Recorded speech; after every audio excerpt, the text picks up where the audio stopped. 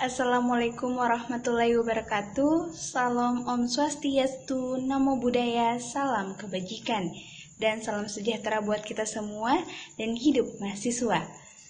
Puji syukur kehadirat Allah Subhanahu wa Ta'ala karena atas berkat rahmat dan hidayahnya sehingga kita semua dapat melangsungkan perkuliahan daring ini yang dibina langsung oleh Bapak Prof. Dr. Ismail Tolla MPD dan Bapak Andi Wahid SPD MPD. Tak lupa pula sholawat serta salam senantiasa kita curahkan kepada Nabi besar kita, yakni Nabiullah Muhammad SAW beserta keluarga dan para sahabatnya. Sebelumnya izinkan kami memperkenalkan diri dari kelompok 4 yang terdiri dari saya sendiri Nurul Istiqamah, dan ada juga saudari Nur Anissa, saudari Insyirah, saudari Marina Nurdin, dan yang terakhir saudari Olga Dian Adillah. Baiklah, untuk mengefisienkan waktu, maka kami akan memaparkan dan menjelaskan materi kami selanjutnya pada hari tujuan pembelajaran yang akan dicapai pada hari ini, yaitu yang pertama untuk mengetahui pengertian dari inovasi pendidikan, kemudian yang kedua untuk mengetahui proses inovasi pendidikan, kemudian yang ketiga untuk mengetahui model-model inovasi pendidikan, dan yang terakhir yang keempat yaitu untuk mengetahui petunjuk dalam penerapan model-model inovasi pendidikan. Kemudian materi pembelajaran pada pagi hari ini yaitu yang pertama materi mengenai model-model inovasi pendidikan. Adapun model-model inovasi pendidikan yang terdiri dari yang pertama itu model penelitian, pengembangan, dan difusi. Kemudian yang kedua yaitu model pengembangan organisasi, dan yang terakhir yang ketiga yaitu Baiklah, model kita masuk kepada konfigurasi. materi pertama mengenai pengertian inovasi pendidikan.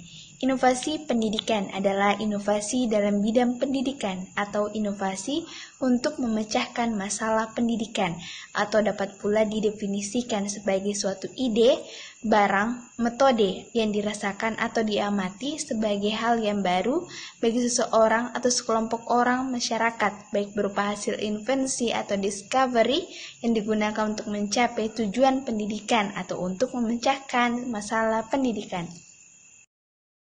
Selanjutnya, materi kedua mengenai pendidikan adalah suatu sistem.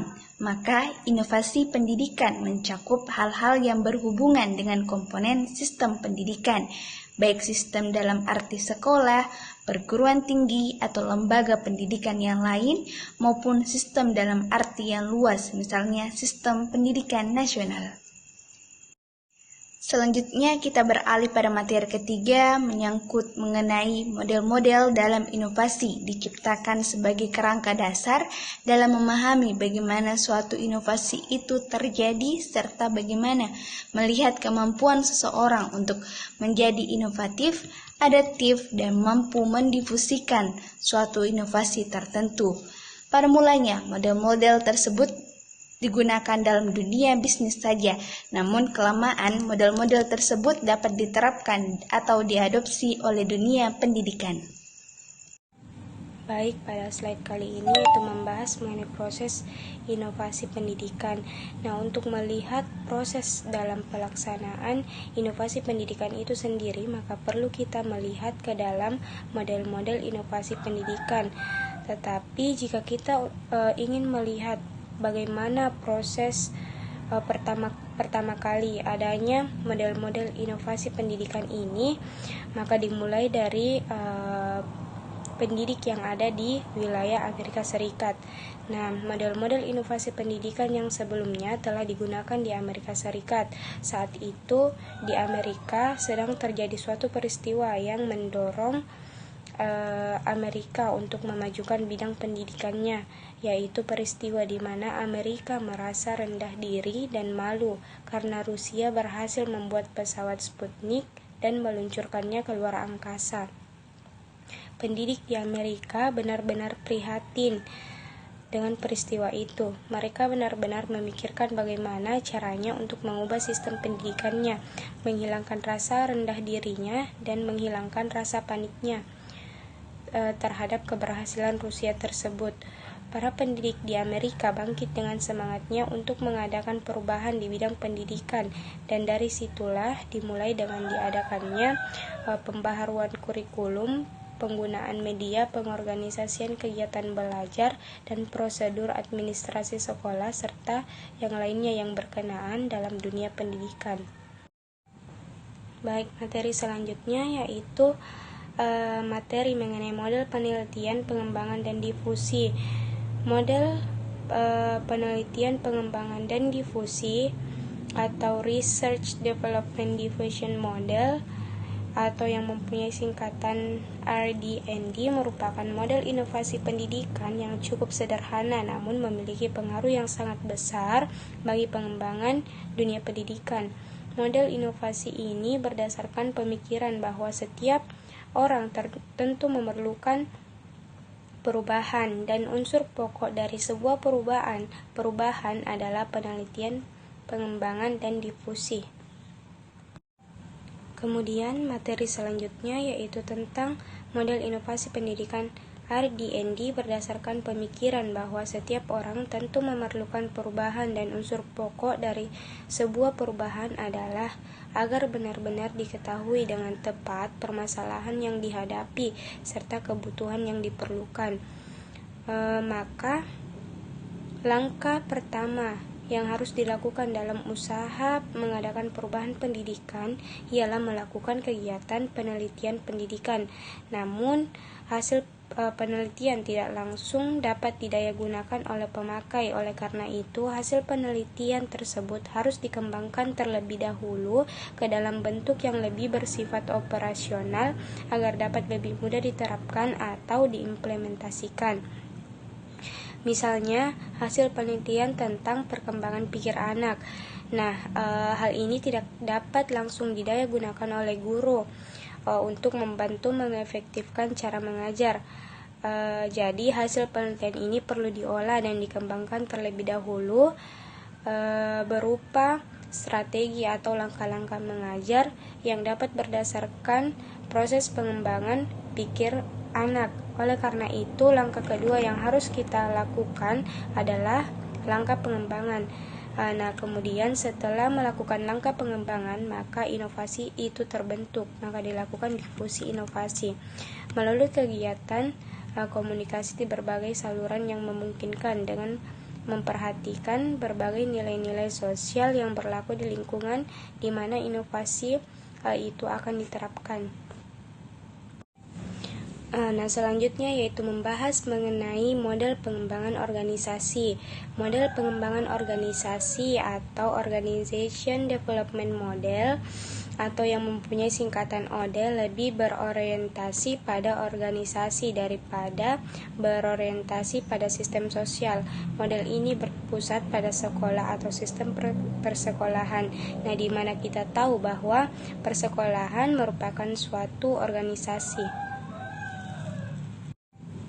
Selanjutnya untuk mengenai model pengembangan organisasi ini berbeda dengan model yang sebelumnya, yaitu model penelitian, pengembangan, dan difusi, di mana model penelitian, pengembangan, dan difusi lebih tepat digunakan untuk penyebaran inovasi pada tingkat regional atau nasional, karena penelitian pendidikan lebih tepat jika dilakukan pada tingkat regional dan nasional, sedangkan pada model pengembangan organisasi lebih tepat digunakan untuk penyebaran inovasi pada suatu sekolah, karena sekolah merupakan suatu organisasi. Kedua model ini merupakan alat yang digunakan untuk menangani dua hal yang berbeda, juga untuk memecahkan permasalahan pembaruan pendidikan yang berbeda pula. Selanjutnya, kita beralih pada materi yaitu model pengembangan organisasi atau Organization Development, juga berorientasi pada nilai yang tinggi. Artinya dalam model ini juga mendasarkan pada filosofi yang menyarankan agar sekolah atau sistem persekolahan jangan hanya diberitahu tentang inovasi pendidikan dan disuruh menerimanya, tetapi sekolah hendaknya mampu mempersiapkan diri untuk memecahkan sendiri masalah pendidikan yang dihadapinya. Sekolah harus menjadi organisasi yang sehat, yang memahami permasalahan yang dihadapi, serta mampu untuk menciptakan cara memecahkan permasalahan itu sendiri dengan mengorganisir berbagai macam sumber yang ada dalam organisasi itu sendiri atau dengan bantuan ahli dari luar organisasi, dan juga mampu menemukan cara bagaimana menerapkan inovasi serta menilai hasil yang telah dicapai. Kemudian pada materi ini mengenai model konfigurasi. Model konfigurasi atau disebut juga konfigurasi teori difusi inovasi yang juga terkenal dengan istilah Cloud model. Ialah pendekatan secara komprehensif untuk mengembangkan strategi inovasi atau perubahan pendidikan pada situasi yang berbeda. Model ini menekankan pada batasan tentang serangkaian situasi perubahan pada waktu tertentu. Model clear ini menarik bagi kedua pihak, baik bagi inovator maupun bagi penerima atau adopter. Bagi inovator, menggunakan model ini untuk meningkatkan kemungkinan diterimanya inovasi. Sedangkan bagi penerima inovasi, menggunakan model ini dapat meyakinkan bahwa inovasi yang diterimanya benar-benar sesuatu yang dibutuhkan. Setelah itu, pada materi ini yaitu menurut model konfigurasi, kemungkinan terjadinya difusi inovasi tergantung pada 4 faktor, yaitu yang pertama konfigurasi, artinya menunjukkan bentuk hubungan inovator dengan penerima dalam konteks sosial atau hubungan dalam situasi sosial dan politik. Ada 4 konfigurasi, yaitu individu, kelompok, lembaga, dan kebudayaan, dapat mencakup semua kesatuan sosial. Setidaknya ada 16 bentuk hubungan antara inovator dan penerima inovasi yang mana harus ditentukan dalam rangka memulai penerapan inovasi. Ia harus memilih bentuk hubungan yang mana yang akan menjadi pusat perhatian di antara ke-16 hubungan di atas. Kemudian, ia akan menjelaskan secara terinci siapa atau apa yang akan dirubah kepada kelompok, lembaga, atau individu inovasi yang ditujukan. Yang kedua yaitu hubungan, yaitu hubungan antara para pelaku dalam proses penyebaran inovasi. Inovator dan adopter harus berada dalam hubungan yang memungkinkan didengarkannya dan diperhatikannya inovasi yang didifusikan. Inovator harus dapat menciptakan hubungan yang memungkinkan dapat diterimanya inovasi, misalnya dengan cara membentuk panitia atau satuan tugas tertentu. Yang ketiga, lingkungan. Bagaimana keadaan lingkungan sekitar tempat penyebaran inovasi. Yang keempat, sumber apakah yang tersedia bagi inovator maupun penerima dalam proses transisi penerimaan inovasi. Akhirnya kita sampai pada pembahasan materi yang terakhir mengenai petunjuk dalam penerapan model inovasi pendidikan. Petunjuk dalam penerapan model inovasi pendidikan di sekolah sebagai berikut, yaitu yang pertama, membuat rumusan yang jelas tentang inovasi yang akan diterapkan, seperti apa yang diperlukan sehingga perlu ada perubahan. Adakah hal-hal lain yang perlu dilakukan sehingga perlu ada perubahan? Adakah hal-hal lain yang ikut menunjang penerapan inovasi? Yang kedua, menggunakan metode atau cara yang tepat dalam merancang strategi pembelajaran inovatif dengan syarat tujuan diadakannya inovasi perlu dimengerti dan diterima oleh guru, siswa, serta orang tua dan juga masyarakat. Tujuan hendaknya dapat dirumuskan dengan jelas sesuai dengan tingkat pengetahuan, tingkat keterampilan, dan sikap. Cara yang tepat dalam merancang strategi pembelajaran inovatif harus memberikan rangsangan agar mau menerima inovasi melalui pemberian motivasi yang positif. Pengambilan keputusan inovasi diusahakan agar individu dapat berpartisipasi aktif dengan tetap memperhatikan fasilitas dan media yang ada. Perlu direncanakan tentang evaluasi keberhasilan program inovasi. Yang ketiga yaitu menggunakan berbagai macam alternatif untuk mempermudah penerapan inovasi dengan cara menggunakan data atau informasi yang sudah ada untuk bahan pertimbangan dalam menyusun perencanaan penerapan inovasi. Perubahan atau inovasi di sekolah memerlukan perspektif yang sangat luas. Berbagai data dari berbagai bidang dan sudut pandang perlu digunakan. Misalnya, untuk mengadakan perubahan tentang cara belajar siswa, perlu diketahui tentang data penilaian setiap siswa untuk setiap bidang studi. Yang keempat yaitu menggunakan tambahan data untuk mempermudah fasilitas terjadinya penerapan inovasi, seperti data pemahaman dan partisipasi individu terhadap program yang ada, analisis kemudahan dan kesukaran untuk mencapai tujuan, data penilaian terhadap bahan media instruksional yang diproduksi sekolah, data jumlah dan macam diagnostik tes dari siswa, data perubahan isi kurikulum, dan data pandangan ahli tentang hasil pengamatannya terhadap program baru. Yang kelima yaitu mengusahakan adanya pengorganisasian kegiatan yang memungkinkan terjadinya proses pembelajaran yang efektif. Pengorganisasian kegiatan perlu memperhatikan jadwal kegiatan. Untuk pelajaran yang menggunakan latihan praktek perlu waktu lama daripada waktu untuk pelajaran yang hanya dengan ceramah. Yang keenam yaitu mengusahakan mencari jawaban atas berbagai macam pertanyaan dasar tentang inovasi di sekolah. Yang ketujuh, proses penerapan inovasi pendidikan akan lancar dan dapat mencapai tujuan dengan efektif jika program inovasi dipersiapkan dan direncanakan dengan matang. Perencanaan ini perlu memperhatikan peranan prioritas inovasi untuk kemajuan sekolah.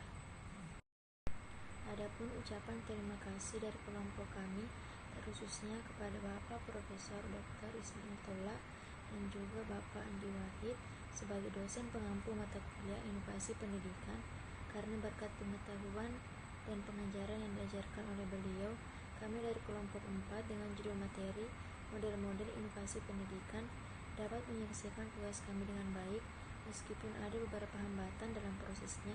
Akan tetapi semangat kami tidak luntur dalam mengerjakan tanggung jawab kelompok kami. Dan tak lupa pula kami berterima kasih kepada teman-teman audiens yang telah meluangkan waktunya untuk mendengarkan dan juga mengamati hasil kerja kelompok kami. Kami sangat menunggu saran dan masukan dari teman-teman audiens. Sekian dan terima kasih. Jika ada kesalahan kata ataupun kesalahpahaman materi, kami meminta maaf karena kami hanya manusia biasa yang tak luput dari kesalahan, dan sesungguhnya kesempurnaan hanyalah milik Allah Subhanahu wa taala. Wabillahi taufiq wal hidayah. Wassalamualaikum warahmatullahi wabarakatuh.